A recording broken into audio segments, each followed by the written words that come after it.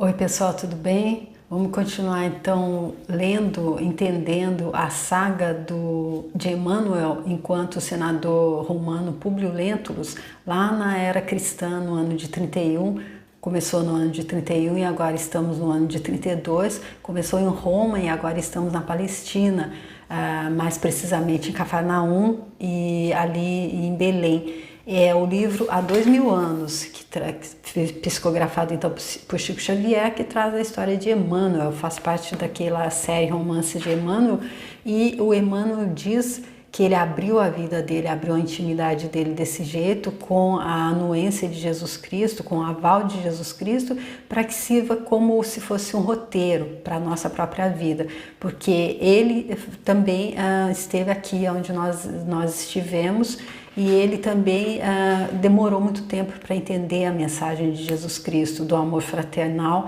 do amor incondicional e da forma de sermos também humildes. Foi o que ele veio nessa encarnação como senador romano Públio Lentulus. O que foi dito a ele é que ele teria que fazer prova de renúncia e de humildade, e o que ele mais mostrava ali era orgulho.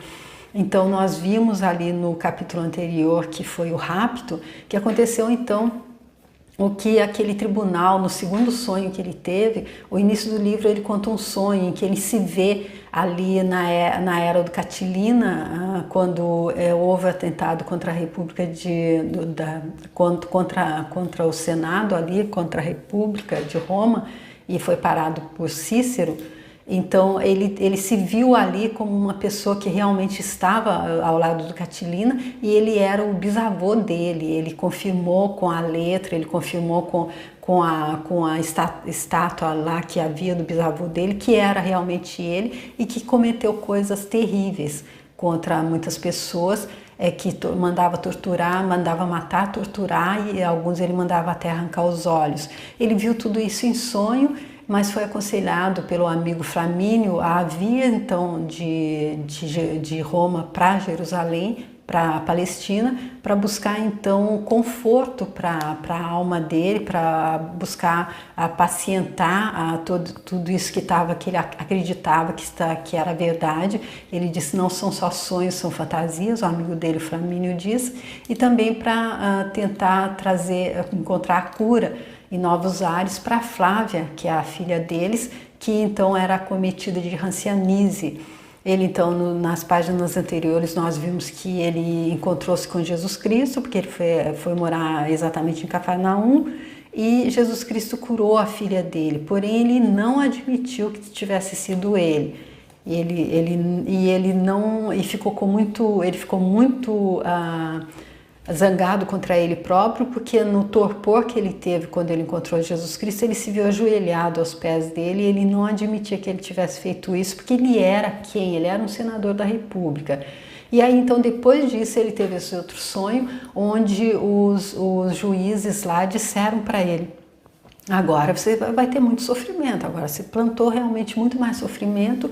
E aí aqui nós vimos que no final aqui do vídeo anterior, o Sulpício trouxe todas mais aquelas informações lá, todas aquelas calúnias contra a reputação da Lívia, e no íntimo dele ele acreditou. Então ele terminou ali chorando convulsivamente ali sobre os numerosos rolos de pergaminho. E aí então eu entendo, meu Deus, deve ser uma dor terrível. Ele não perdeu apenas o filho, ele não teve o filho raptado, ele perdeu o filho e a mulher, porque ele perdeu a confiança nela, ele deixou entrar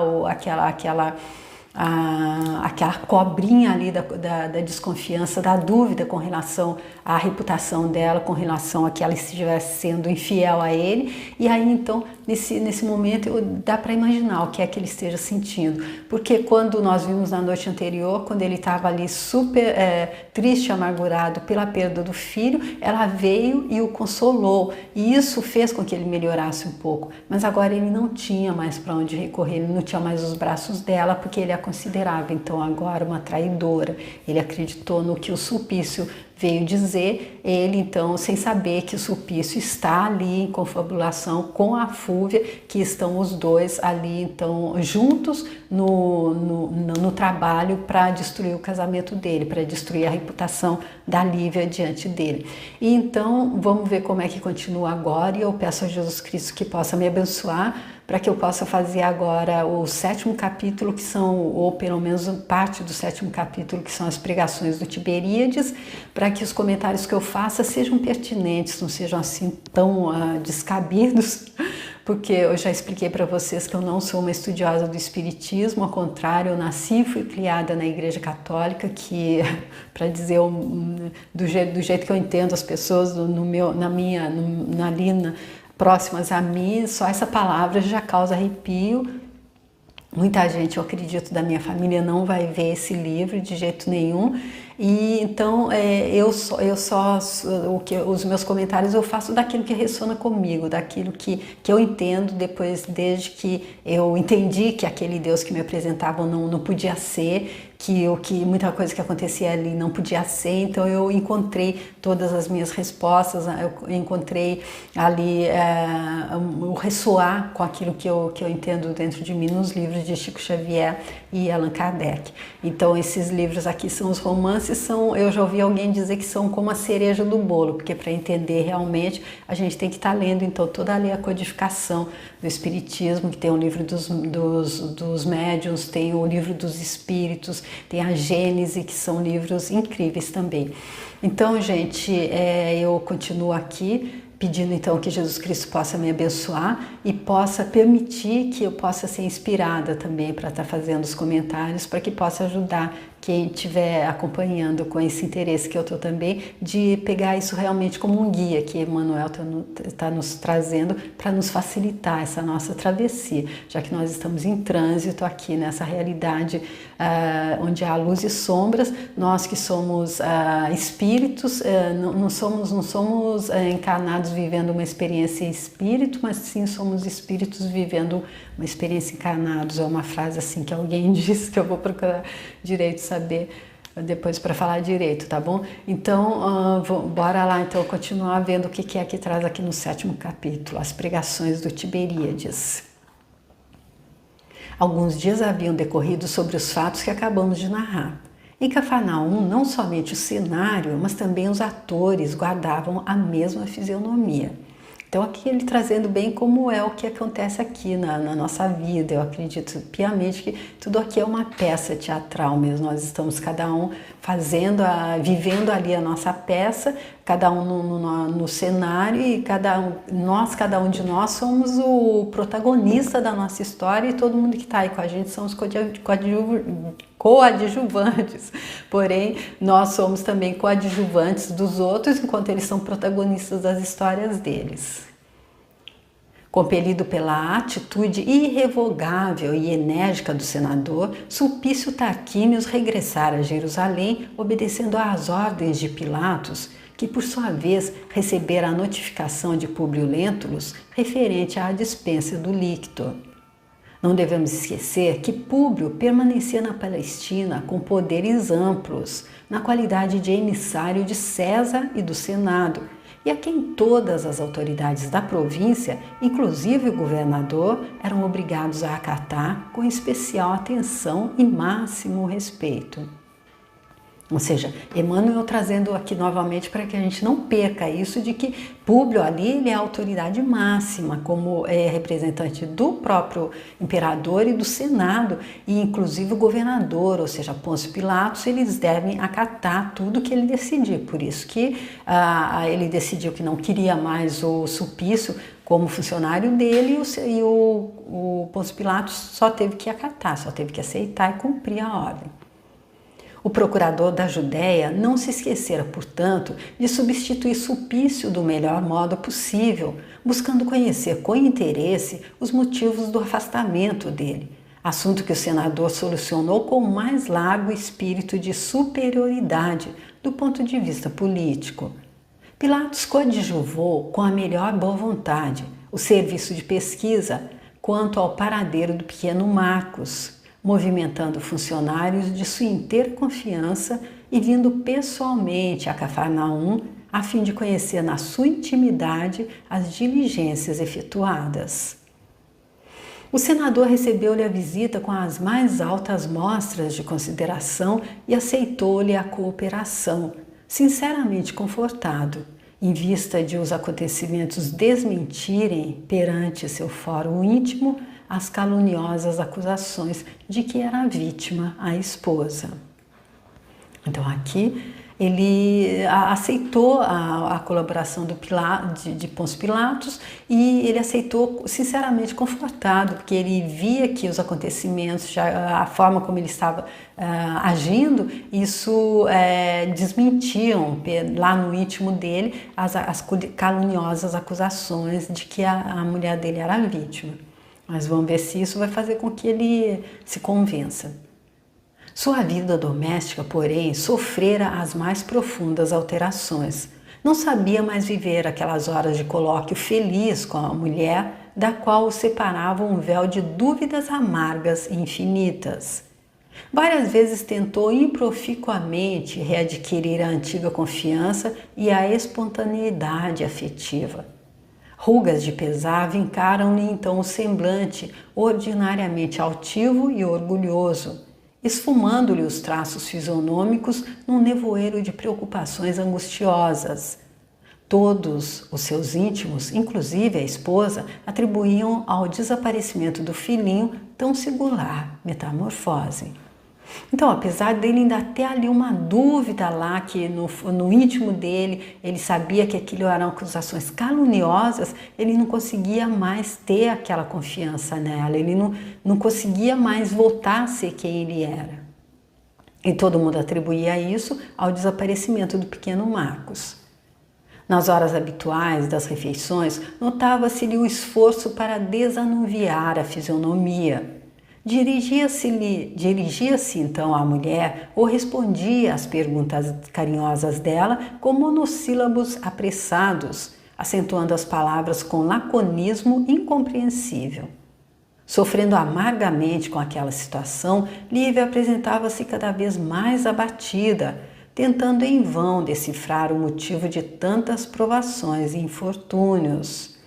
Porque Lívia também está longe de sonhar que a Fúvia está por trás de tudo isso, que o Sulpício está com ela. Foram eles que envenenaram então a mente dele, o coração dele, para ele estar nesse estado. E que não era exatamente por causa do sumiço, também era também, porque no capítulo anterior nós vimos então que aconteceu toda a trama do André de Gioras, e aconteceu todo, como o capítulo todo diz, o rapto. Ele então raptou o filho do senador, que ainda era um neném de 9 meses, e levou para ser escravo dele, já que o senador tinha condenado o filho dele, do André de Gioras, o Saul, à escravidão eterna também.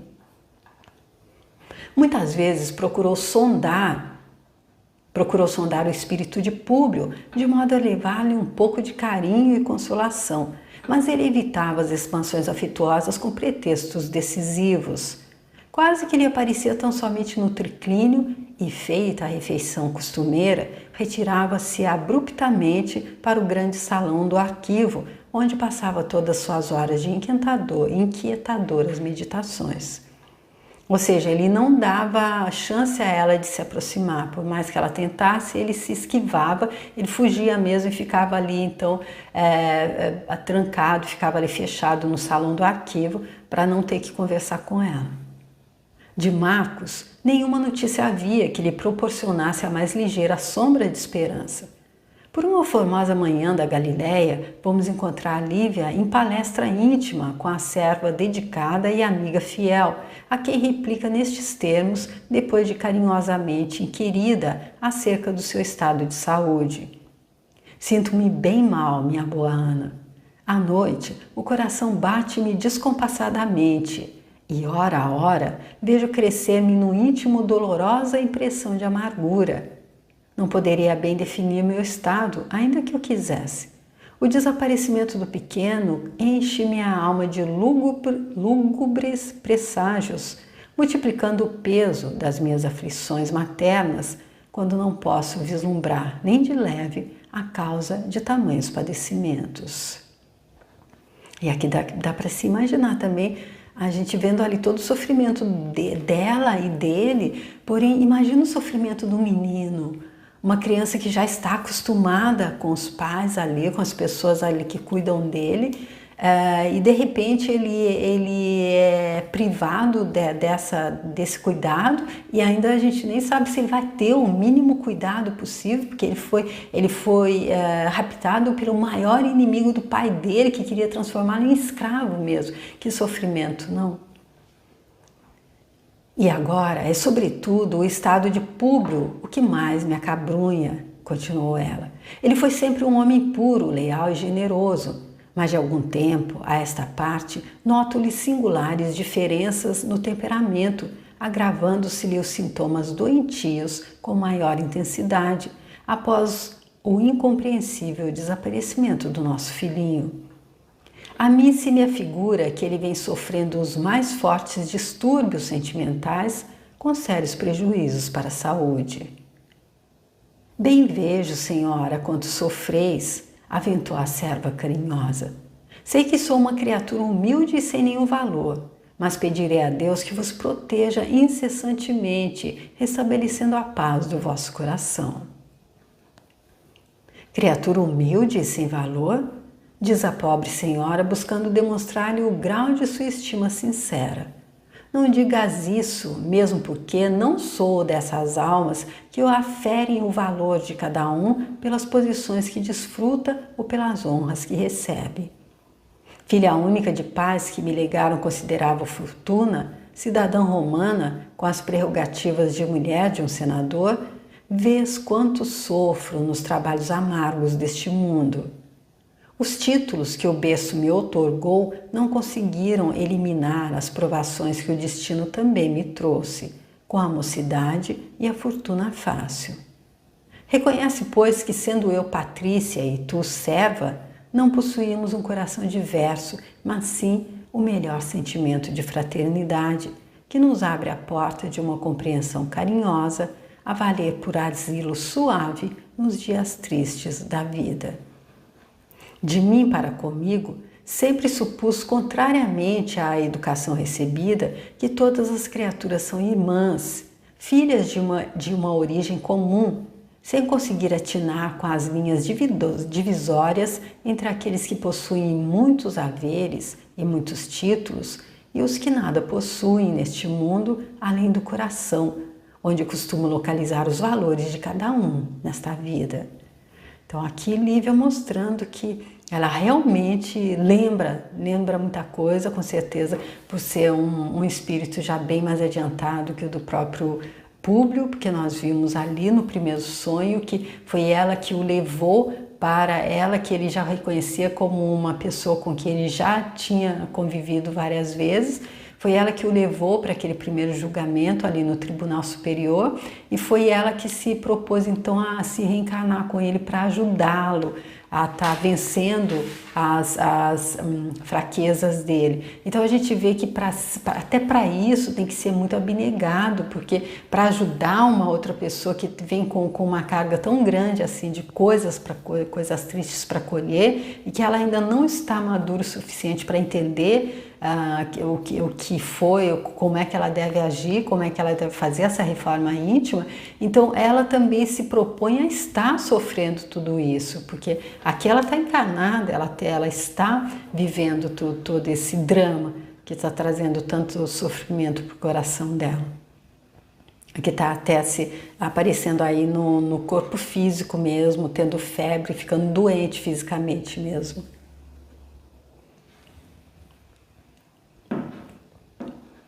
Senhora, exclamou a serva, tocada da mais grata surpresa, vossas palavras me comovem não somente por partirem dos vossos lábios, dos quais me habituei a ouvir-vos sempre com carinho e veneração, mas também porque o profeta de Nazaré nos tem dito a mesma coisa em suas prédicas.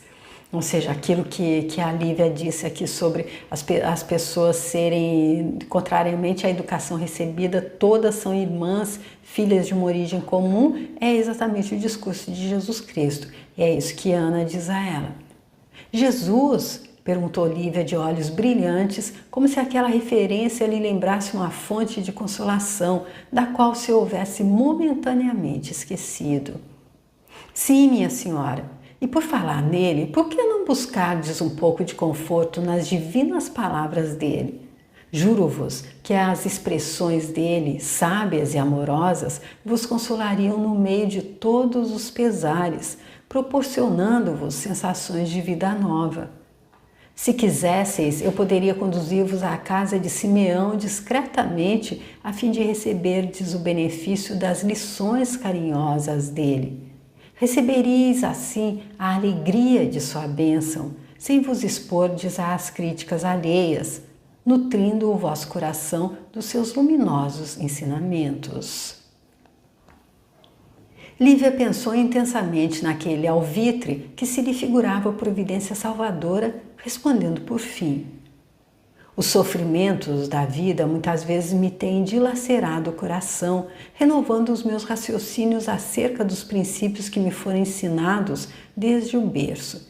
E é por isso que, acolhendo a tua ideia, acho de meu dever procurar a Jesus publicamente, como o fazem outras mulheres destes lugares.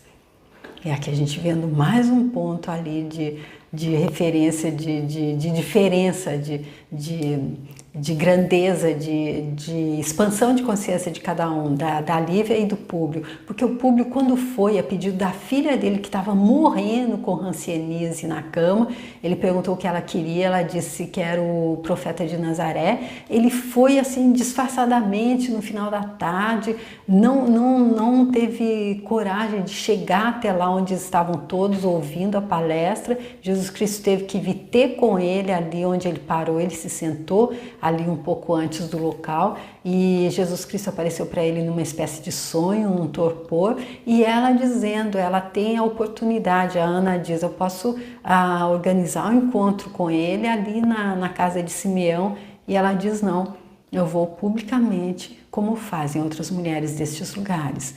E Jesus Cristo, ele faz uma alusão a isso quando ele fala ali com o Públio no sonho. Eu fico contente que você tenha vindo me buscar durante o dia, a claridade do dia, ou seja, que você não tenha, ele que quis mostrar a ele que ele não deveria negá-lo. E ela, com certeza, ela vai na claridade, vai publicamente, no meio de todos os outros.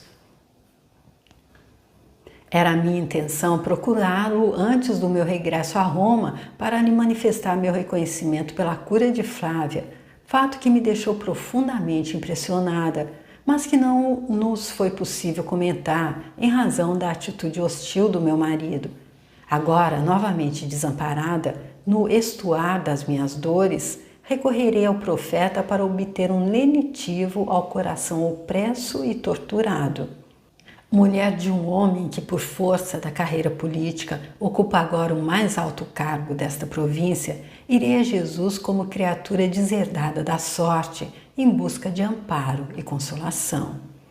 Ou seja, ela tirava toda a coisa do homem de Estado, tudo aquilo que para o público era tão importante, todo o poder, todas as posses, todo o nome que ele tinha como senador, como a mais alta autoridade ali naquele momento, ela iria despida de tudo isso apenas como uma criatura deserdada da sorte em busca de amparo e consolação. Senhora, e vosso esposo? Perguntou Ana, antevendo as consequências daquela atitude. Procurarei cientificá-lo da minha resolução, mas se Públio esquivar-se ainda uma vez a minha presença para um entendimento mais íntimo, irei mesmo sem ouvi-lo com respeito ao assunto. Irei mesmo sem ouvi-lo com respeito ao assunto. Vestirei os trajes humildes desta região de criatura simples. Irei a Cafarnaum hospedando-me com teus parentes. Nas horas necessárias e no momento das práticas, quero ouvir a palavra do Messias, de coração contrito e alma compadecida pelos infortúnios dos meus semelhantes. Sinto-me profundamente insulada nestes últimos dias e tenho necessidade de conforto espiritual para o meu coração combalido nas provas ásperas. Senhora, Deus abençoe vossos propósitos. Em Cafarnaum, os meus parentes são muito pobres e muito humildes, mas vossa figura está ali no santuário da gratidão de todos, bastando uma palavra vossa para que se ponham à vossa disposição como escravos. Para mim não existe fortuna que se iguale a essa da paz e do sentimento, responde Lívia. Não procurarei o profeta para solicitar-lhe atenções especiais, porque basta a caridade dele, no caso da minha filha, hoje sadia e forte, graças à piedade dele, de justo, mas tão somente para buscar conforto ao meu coração dilacerado. Presinto que, em lhe ouvindo as exortações carinhosas e amigas, alcançarei energias novas para enfrentar as provações mais amargas e rudes. Sei que ele me conhecerá nos trajes pobres da Galileia. Todavia, na sua intuição divinatória, compreenderá que dentro do peito da romana pulsa um coração amargurado e infeliz.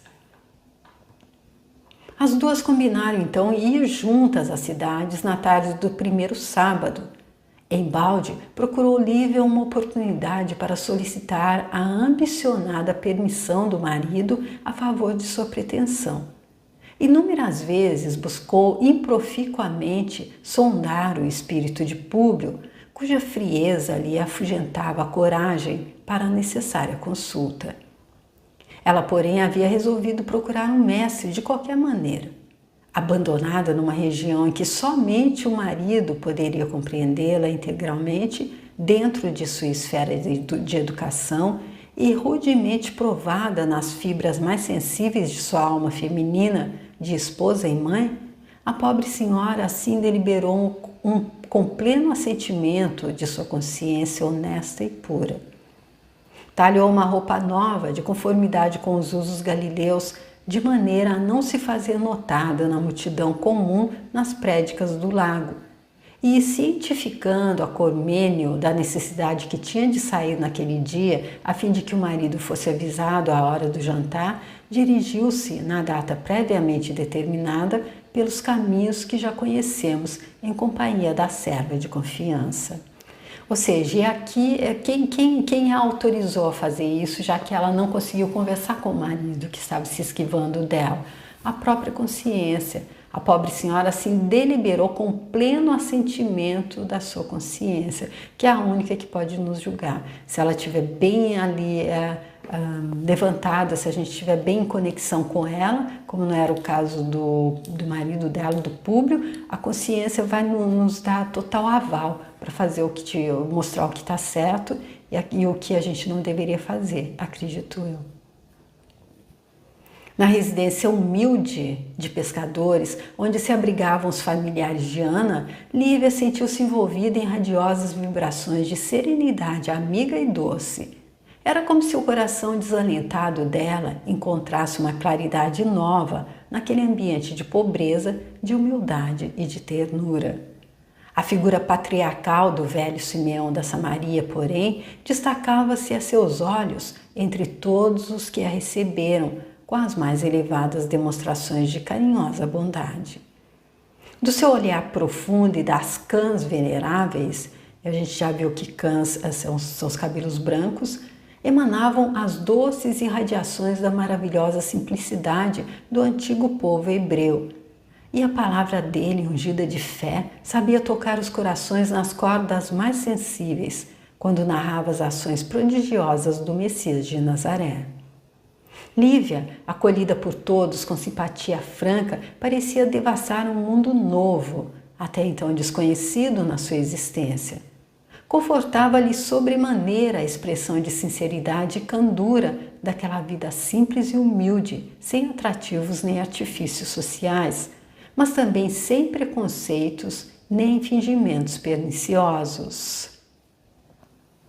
A tardinha, confundida com os pobres e os doentes que iam receber as bênçãos do Senhor, vamos encontrá-la de coração aliviado e sereno, esperando o momento ditoso de ouvir do Mestre uma palavra de amor e consolação.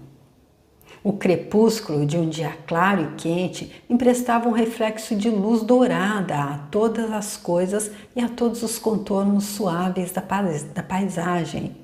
Encrespavam-se as águas mansas do Tiberíades ao sopro carinhoso dos favônios da tarde, que se impregnavam do perfume das flores e das árvores. Brisas frescas eliminavam o calor ambiente, espalhando sensações agradáveis de vida livre, no seio robusto e farto da natureza. Afinal, todos os olhares se dirigiam para um ponto escuro que se desenhava no espelho cristalino das águas, muito ao longe, no horizonte. Era a barca de Simão que trazia o mestre para as dissertações costumeiras. Então aqui, gente, vamos ficar por aqui, porque agora quem chega é Jesus Cristo para as dissertações costumeiras, trazido então ali na barca de Simão Pedro, que então ele está sendo ali esperado, e essa é a primeira vez então que Lívia vai estar ali no meio de todos eles, ela vestida à maneira hebraica ali, a maneira dos judeus, vestida à maneira do povo simples ali, e não como uma romana, esposa do senador da mais alta autoridade naquele momento ali, naquela província de Roma. Então eu fico por aqui, espero que você esteja gostando também dessa leitura grandiosa desse livro há 2000 anos, psicografado por Chico Xavier, ditado por Emmanuel, que traz exatamente a vida dele quando ele era um senador romano, Públio Lentulus. E ele, como eu disse no início, ele explica ali no prefácio do livro que ele traz essa história dele, que ele teve a autorização de Jesus Cristo para estar trazendo a história dele através de Chico Xavier, mas não como um romance, porque poderia ser um romance, alguma coisa que alguém escreveu, porém não é ficção, é real, e o objetivo dele trazer é para que nos sirva como um roteiro para a nossa travessia também. E aí, então, eu digo que ele está fazendo isso para que a gente possa ser como o sábio, que a gente possa aprender com o erro alheio. Pois o sábio aprende com o erro alheio, o inteligente aprende com o próprio erro, e aquele que ainda não está pronto, aquele que ainda não está, que está como Públio Lentulus estava, vai precisar ainda de algumas encarnações a mais para poder aprender, mas com certeza em um espaço de 2000 anos ele já vai estar podendo ser o mentor de um iluminado como Chico Xavier. Pois eu falo sempre disso, ali no livro Caibalion há uma passagem que diz que pessoas a quem a gente acredita poderes até de santos, e quem acredita em vários deuses, até de deuses, são pessoas exatamente como nós, porque Deus só existe um, é o todo, estamos todos dentro do todo, e o todo vai lançando, vai criando, e todos vão evoluindo no caminho da evolução. Então o Caibalion diz que muitos, para quem a gente acredita poderes de santos, já estiveram aqui, e é isso também que o livro de Emmanuel nos mostra, que apesar de há 2000 anos ele estar lá passando por todo esse sofrimento, por não estar entendendo, há 2000 anos depois ele já estava tão adiantado assim, dessa forma. Então isso só traz muito alento para o nosso coração. Especialmente que talvez se ele tivesse lido um livro desse, né, naquela época, ele teria poupado muito sofrimento. Eu acredito que seja esse o objetivo dele, ao estar nos trazendo, abrindo a própria vida dele, abrindo a intimidade dele, com certeza. Não tenho a menor dúvida, ele, Jesus Cristo, só quer nos poupar sofrimento. Porque aqui é dessa forma, há duas professoras apenas, a dor ou o amor. E nós temos livre-arbítrio para escolher com qual das duas a gente quer aprender. Tá bom, gente? É a minha forma de entender. E eu espero que vocês estejam gostando também dessa leitura. Espero que esteja sendo contribuição, especialmente se você não sabe ler, ou se você é deficiente visual, se você não tem tempo, e especialmente se você que realmente nunca aceitou reencarnação, nunca nem podia ouvir a palavra espiritismo. Se você quiser dar uma olhada, se quiser estar vindo dar uma olhada nesse livro, que é um romance também, um romance super interessante. Poderia ser ficção, mas é realidade. Então, se você quiser dar uma olhada, eu vou ficar super feliz. Se você que está gostando quiser compartilhar com alguém que vai gostar também, vai ser muito bom. Se você quiser deixar a sua curtida, se quiser me mandar uma mensagem e se quiser se inscrever no canal. Tem outros livros do Chico Xavier lá também e muitos outros livros também lá. Então, faça, por favor, se for leve para você, tá bom? E espero contar com você para dar continuação nesse 7º capítulo, ali às margens do Tiberíades, quando nós vamos ver então como é que vai ser agora que a barca de Simão Pedro chegou, então, trazendo ali o próprio profeta que a gente está esperando, o Nazareno, o nosso mestre maior, que vai então fazer as dissertações costumeiras dele, que são incríveis. Então tá, gente, até o próximo vídeo. Tchau!